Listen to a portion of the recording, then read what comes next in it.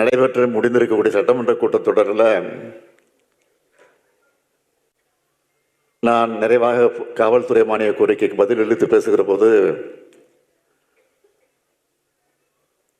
தமிழ்நாட்டை பற்றி சொல்லுகிற போது தமிழ்நாடு ஏற்கனவே எப்படி இருந்தது, இப்போது எப்படி மாறி இருக்கிறது, எந்த வளர்ச்சியை கண்டிருக்கிறது என்பதை பற்றி குறிப்பிட்டு சொல்வதற்காக ஒரு உதாரணத்தை சொன்னேன். ஊர்ந்து கொண்டிருந்த தமிழ்நாடு இன்றைக்கு கம்பீரமாக நம்முடைய ஆட்சியில் திராவிட ஆட்சி நின்று கொண்டிருக்கிறது என்று சொன்னேன். அதற்கு எதிர்கட்சியினுடைய துணைத் தலைவர் உதயகுமார் அவர்கள், அதெல்லாம் நான் பேசி முடிச்சதுக்கு பிறகு அதோடு விட்டுருந்தா அந்த பிரச்சனையே வந்திருக்காது, நான் பேசி அதோடு போயிருக்கோம், வெளியிலையும் வந்திருக்காது, பிரபலமாக செய்தி வந்திருக்காது, தானாக வந்து மாட்டிக்கொண்டார்கள். நான் பேசி முடித்ததற்கு பிறகு எழுந்து சபாநாயகரை பார்த்து, முதலமைச்சர் சிறப்பாக பேசினார், தெளிவாக பேசினார், அழகாக பேசினார், ஆனால் இடையிலே ஊர்ந்து வந்தது என்பதை மட்டும் அவைக்கு ஒரு விருது நீக்க வேண்டும் என்று சொன்னார். நான் உடனே கேட்டேன், ஊர்ந்து என்பது அவளுக்கு பிடிக்கவில்லை என்று சொன்னால் தவழ்ந்து என்று போட்டுக்கொள்ளுங்கள் என்று சொன்னேன். குழந்தைகள் தவழ்ந்து வர்றது தப்பா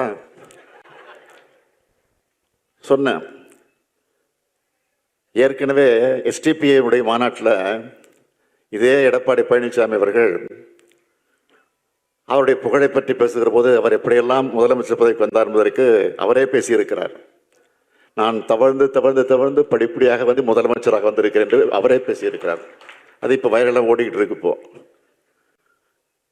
நான் நேற்று பார்த்தேன், அதுக்கு முன்னாடியே பார்த்துருந்தா நானும் அதை சொல்லியிருப்பாங்க சட்டமன்றத்தில். நேற்று தான் அந்த வைரலில் பார்த்தேன். எதுக்காக சொல்கிறேன்னா, அப்போ கூட கேட்டேன், விடாமல் அந்த தவழ்ந்து வேண்டாம் அப்படின்னு சொல்லிக்கிட்டு இருக்காரு யார், உதயகுமார் இருந்துச்சு சட்டமன்றத்தில், அதை எடுத்துருங்கன்னு. நான் சொன்னேன், அது அன்பார்லிமெண்ட் விட கிடையாது. யாரையாவது குறித்து நான் பேசி இருப்பதாக நீங்கள் கருதினால் யார் என்று சொல்லுங்கள், நான் எடுத்து விடுகிறேன், அதற்கு நானே சிபாரிசு செய்கிறேன் என்று சொன்னேன். உட்கார்ந்து விட்டார். இதான் நடந்துச்சு. எதுக்காக சொல்றேன்னா, நம்முடைய வேலுவர்கள் பார்ப்பதற்குத்தான் கொஞ்சம் அமைதியாக இருப்பார், ஆனால் ஒரு செயல் வீரனாக எதை பற்றியும் கவலைப்படாத வகையில் எதற்கு அஞ்சாமல் அவர் பணியாற்றுகிற அந்த பாங்கை பார்த்து நாங்கள் எல்லாம் பெருமைப்படுவது உண்டு. அதனால்தான் இன்றைக்கு மயிலை தொகுதியுடைய மக்களுடைய அன்பை பெற்று ஆதரவை பெற்று சட்டமன்ற உறுப்பினராக தேர்ந்தெடுக்கப்பட்டு இன்றைக்கு கம்பீரமாக மக்கள் பணியை ஆற்றிக் கொண்டிருக்கிறார் என்பதை பார்க்கிற போது நான் உள்ளபடியே மகிழ்ச்சி அடைகிறேன். அவர் சமூக வலைத்தளங்களில் போடக்கூடிய செய்திகளை எல்லாம் நான் பார்ப்பது உண்டு. அது காற்று வரைகிறது அவர் ரொம்ப வல்லவர். அந்த காற்று எல்லாம் பார்த்தோம்னா ரொம்ப அமைதியாக, ரொம்ப மரியாதையாக, ரொம்ப தேவையில்லாத விமர்சனங்கள்லாம் வராத வகையில் நம்முடைய கொள்கைகளை,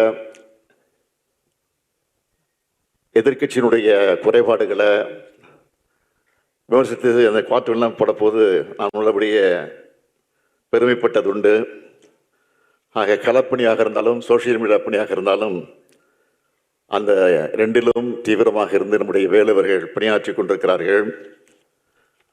அப்படி செயல்படக்கூடிய தம்பி வேலுவர்கள் இல்லத்தில் நடக்கக்கூடிய இந்த மனு விழா நிகழ்ச்சியில கலந்து கொண்டு நான் வாழ்த்து வந்திருக்கிறேன். இன்றைக்கு இருக்கக்கூடிய நிலைகள் எல்லாம் உங்களுக்கு நன்றாக தெரியும். ஏறக்குறைய ஒரு மாத காலத்திற்கு மேலாக சட்டமன்ற கூட்டத்தொடர் நடந்து முடிந்திருக்கிறது. அந்த சட்டமன்ற கூட்டத்தில் ஒவ்வொரு நாளும் நம்முடைய திராவிட மாடல் அரசின் சார்பில் மானிய கோரிக்கைகளை விவாதித்து அதற்கு அமைச்சர்கள் பதில் சொல்லுகிற நேரத்தில் என்னென்ன திட்டங்களை எல்லாம் சொல்லியிருக்கிறோம். அதைத் தொடர்ந்து 110 விதியை பயன்படுத்தி என்னென்ன பணிகளை எல்லாம் நாம் நிறைவேற்றப் போகிறோம். அதற்கு பிறகு கவன ஈர்ப்பு தீர்மானத்தில் என்னென்ன பிரச்சனைகள் எல்லாம் சுட்டி காட்டியிருக்கிறோம் என்பதை பற்றியெல்லாம் நீங்கள் தொலைக்காட்சிகளில் அல்லது சமூக வலைதளங்களில், பத்திரிகைகளில் நீங்கள் எல்லாம் நன்றாக பார்த்திருப்பீர்கள். ஆகவே இன்றைக்கு மற்ற மாநிலத்திற்கு மட்டுமல்ல, இந்தியாவிற்கு, உலகத்திற்கே வழிகாட்டக்கூடிய ஒரு சிறப்பான ஆட்சியை நாம் நடத்தி கொண்டிருக்கிறோம். தேர்தல் நேரத்தில் என்னென்ன உறுதிமொழிகளை, வாக்குறுதிகளை சொல்லியிருக்கிறோமோ, அந்த வாக்குறுதிகளை படிப்படியாக இன்றைக்கு எப்படியெல்லாம் நிறைவேற்றிக் கொண்டிருக்கிறது உங்களுக்கு நன்றாக தெரியும்.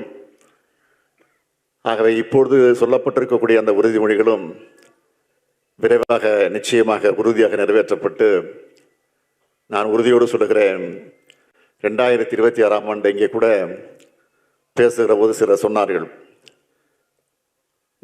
கண்ணப்பன் தான் பேசுகிற போது சொன்னார், 200 அல்ல 220 வரும்னு சொன்னார். என்ன கஞ்சம் அதில் உங்களுக்கு? 234 சொல்லுங்களேன். வந்தாலும் ஆச்சரியம் இல்லை. என்னால் போகிற இடங்களெல்லாம் நான் அந்த வரவேற்பை பார்க்குறேன். ஒவ்வொரு மாவட்டத்திற்கும் போகிற போது நான் 4 கிலோமீட்டர் 5 கிலோமீட்டர் நடந்தே போகிறேன். அப்போ மக்கள் திரண்டு வந்து வரவேற்கக்கூடிய அந்த காட்சியை பார்க்கிற போது உள்ளபடியே மெய் சிலுத்து போகிறேன். ஆகவே நிச்சயமாக, உறுதியாக நம்ம எதிர்க்கக்கூடியவர்கள் எந்த நிலையில் வந்தாலும் சரி, எப்படிப்பட்ட கூட்டணி வச்சுக்கிட்டு வந்தாலும் சரி, ஒரு கை பார்ப்போம் என்ற அந்த உணர்வோடு தான் இன்றைக்கு நாம் நம்முடைய கடமை ஆற்றிக் கொண்டிருக்கிறோம். இதை பற்றியும் கவலைப்பட வேண்டிய அவசியம் இல்லை. அது வருமான வரி துறையாக இருந்தாலும் சரி, அல்லது புலனாய்வுத்துறை அந்த துறையாக இருந்தாலும் சரி, சிபிஐ என்கிற அதை வச்சு மிரட்டக்கூடியதாக இருந்தாலும் சரி, இடி என்ற அந்த துறையை வச்சு மிரட்டினாலும் சரி, எதை பற்றியும் கவலைப்படாமல், ஏனென்றால் நாம் நெருக்கடியே பார்த்து வளர்ந்திருக்கக்கூடியவர்கள் நாம். தலைவர் கலைஞர் அவர்கள் 1975ஆம் ஆண்டு இந்தியாவில் நெருக்கடியில் அமுல்படுத்தப்பட்ட போது அதை எதிர்த்து இந்தியாவிலே முதல் குரல் கொடுத்தவர் நம்முடைய தலைவர் கலைஞர் அவர்கள். ஆட்சி பொறுப்பில் இருக்கிறோம். ஆட்சி பொறுப்பில் இருக்கிற நேரத்தில் டெல்லியிலிருந்து 2 தூதுவர்கள் வந்தார்கள். கோபாலபுரத்துக்கு வந்தாங்க, தமிழ் தலைவருடைய கலைஞருடைய இல்லத்துக்கு வந்தாங்க. நீங்கள் நெருக்கடி நிலையை ஆதரிக்க வேண்டாம், எதிர்க்காமல் இருக்க வேண்டும். உங்கள் ஆட்சிக்கு இன்னும் சில நாட்கள் தான் இருக்கு, சில மாதங்கள் தான் இருக்கிறது. நீங்கள் எதிர்க்காமல் இருந்தால் சில மாதங்கள் அல்ல, பல மாதங்கள் நீங்கள் ஆட்சியில் இருக்கலாம். ஆகவே நீங்கள் எதிர்க்காமல் இருந்தால் போதும் என்று சொன்னபோது கலைஞர் சொன்னார், ஆட்சி அல்ல, உயிரே போனாலும் சர்வாதிகாரத்திற்கு துணை நிற்க மாட்டோம், ஜனநாயகத்தை காப்போம் என்று சொல்லி அனுப்பி வச்சார்.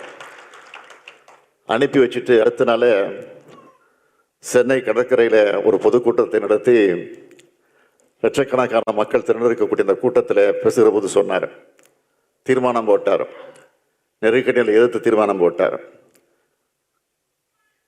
சிறைப்பிடித்து சிறையில் அடைத்து வைக்கப்பட்டிருக்கக்கூடிய இந்தியாவில் இருக்கக்கூடிய தலைவர்களை எல்லாம் உடனடியாக விடுதலை செய்ய வேண்டும், நெருக்கடி நிலையை ரத்து செய்ய வேண்டும், எமர்ஜென்சியை ரத்து செய்ய வேண்டும் என்று சொல்லி அன்றைக்கு தீர்மானம் போட்டார். தீர்மானம் போட்டு அடுத்த வினாடி நம்முடைய ஆட்சி கவிழ்க்கப்படுகிறது. அதை பற்றி கவலைப்படலை. அதற்கு பிறகு 13 ஆண்டு காலம் நம்ம ஆட்சிக்கு வர முடியல. ஆனால் அதற்கு பிறகு 13 ஆண்டு காலத்தில் பிறகு மீண்டும் ஆட்சிக்கு வந்தோம். ஆக தலைவர் கலைஞருடைய தலைமையிலேயே 5 முறை ஆட்சிக்கு வந்தோம். அதற்கு பிறகு 6வது முறையாக என்னுடைய தலைமையிலே நீங்களெல்லாம் இந்த ஆட்சியை உருவாக்கி தந்திருக்கிறீங்க. ஆக 7வது முறையும் இந்த ஆட்சியை தொடர வைப்பீர்கள் நம்பிக்கை நிரம்ப உண்டு.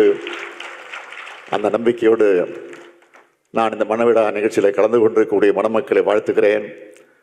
நம்முடைய வேலுவர்கள் செய்து கொண்டிருக்கக்கூடிய அந்த பணியை தொடர வேண்டும், தொடருவார் என்ற நம்பிக்கை எனக்கு நிரம்ப உண்டு.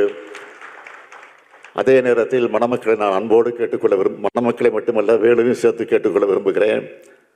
காரணம், அவருடைய மகளுக்கு அனுஷா என்ற பெயரை சூட்டியிருக்கிறார். அது தமிழ் பெயர் அல்ல. இருந்தாலும் கவலை இல்லை, இருந்தாலும் அது பிரச்சனை விரும்பலை. ஆனால் இன்றைக்கு இருக்கக்கூடிய மணமக்களுக்கு பிறக்கக்கூடிய குழந்தைகளுக்கு அழகான தமிழ் பெயர்களை சூட்டுங்கள். அதுதான் என்னுடைய வேண்டுகோள் என்பதை மாத்திரம் எடுத்து சொல்லி, புரட்சி கவிஞர் பாவேந்தர் எடுத்து சொன்ன வீட்டுக்கு விளக்காக, நாட்டிற்கு தொண்டர்களாக வாழுங்கள் வாழுங்கள் வாழுங்கள் என்று சொல்லி விடைபெறுகிறேன். நன்றி, வணக்கம்.